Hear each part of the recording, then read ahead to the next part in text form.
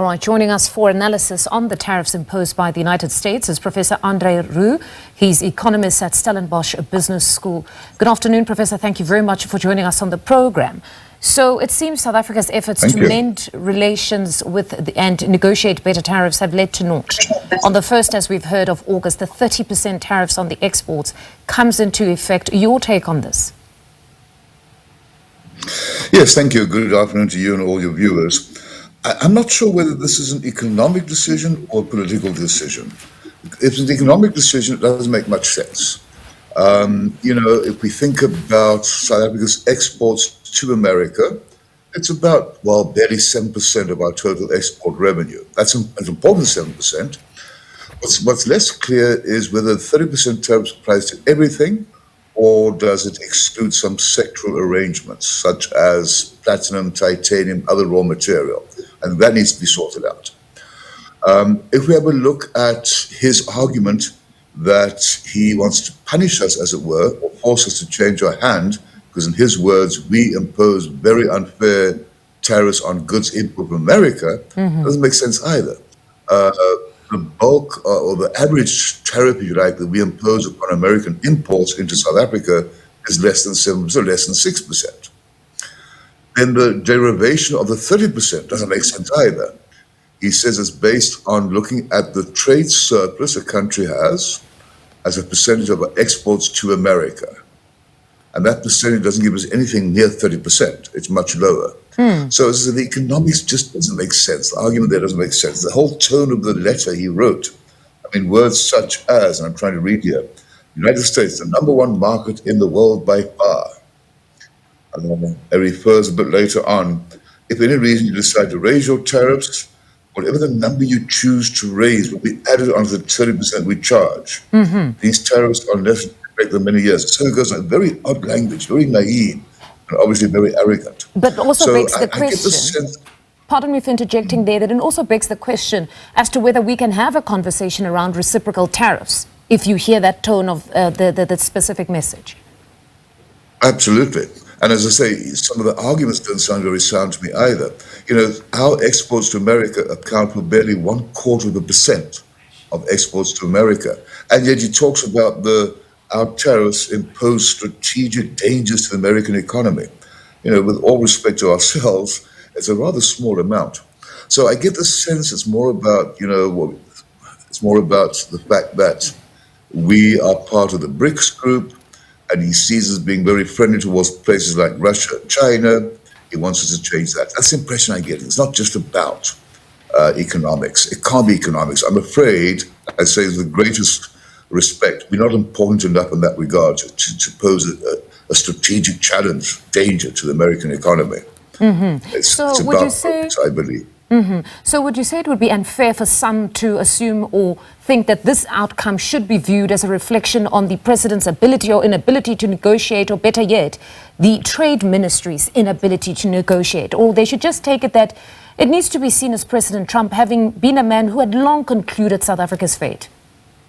You see, again, I tend to kind of go along with what you're saying there. There's not much to negotiate in terms of pure economics. Bringing down, in his argument is we impose too many tariffs on goods imported from America. That's simply not true. As I say, the average tariff is barely 6%. On most goods that we import from America, there are no tariffs, by the way. So that doesn't make sense. I think he is just trying to impose his will on the world. It's not just us, of course. He sent out a number of these letters to various countries. So given this reality... Just for interest's sake... You can continue, Professor. Just for interest's sake, if you have a look at the value of our exports to America, that's about 7% of our exports. If you add together the value of our exports to Mozambique and Botswana and Namibia, it's more than 7%. It's close to 10%. Now, of course, the things we export are different. But just puts some kind of perspective on these numbers. But then, Professor, given this reality now, because even our president has emphasized that he believes this decision was informed by inaccurate data, but we hear President Donald Trump saying, in fact, for him, even the imposition of a 30% tariff doesn't even begin to remedy what he still considers a very significant trade deficit. So here we are. Our president is now calling for industry to begin to diversify. And I suppose maybe the 90-day reprieve gave many sectors that time to start putting together comprehensive plans to that effect. Do you think we're ready for this 30% come August? Well, no, we'll never be ready. No, I don't think 90 days or even 2 years gives you enough time to change your entire supply chain and your entire new trade partners. But certainly, we have been diversifying our trade partners for a long, long time. I mean, obviously, China's way at the top of the list in terms of to whom we trade in terms of value. Streets ahead of anybody else, both on the export and the import. I think it does give us opportunity to diversify in terms of to whom we export manufactured goods. And that's not a bad thing either. But it's going to hurt. I mean, there can be no disputing that. I think, as one of your earlier speakers has said, I think that we've just seen the death knell of AGOA. I mean, this makes a mockery. Means that, and it doesn't just probably mean, it hopefully means that we'll engage in far more trade, especially given the African Free Trade Continental Agreement, that we'll really start doing far more intra-continental trade with countries also on the continent. I mean, that alone gives a great opportunity for diversification. Meanwhile, I think China has said that they will, if they have ever, reduce tariffs on goods that are imported by them from countries like South Africa to zero. So again, I would imagine our BRICS partners, for better or for worse, do also offer opportunities. The UK, Europe, still. And ironically, by the way, if you think about trade with the UK and the rest of Europe, they too have a trade deficit vis-a-vis South Africa. The other thing he's not taking into account, and I would add to the point of the inaccuracies, is, we export goods, certainly, we import goods, that's what we're talking about here. But when we talk about the current account, you also have something called services. Now, if we have a look at our services account vis-a-vis America, we have a deficit. America has a surplus. And services is a big chunk of our export revenue.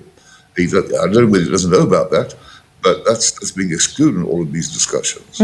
Now, when you speak of AGOA, the agriculture minister there, John Steenhuisen, was also talking about the specific sectors or industries that are now exposed, being the citrus and the wine. But when we look at the citrus industry, I've spoken to a number of those in that sector that even at the beginning, 90 days ago, were quite positive and saying that this is a seasonal kind of industry, that there comes a point where America itself would need these exports. They would need the citrus to come into America. If anything now, they would punish Americans who would then revolt against their president. Well, I'm not sure whether they revolt against him, but certainly you're quite right. And the general story is something we call in economics the price elasticity of demand. Sounds awfully fancy. It's essentially looking at what will happen to the American demand for certain goods if the price rises, because obviously they'll be paying more. Now, depending on the nature of the goods, the demand might hardly fall at all.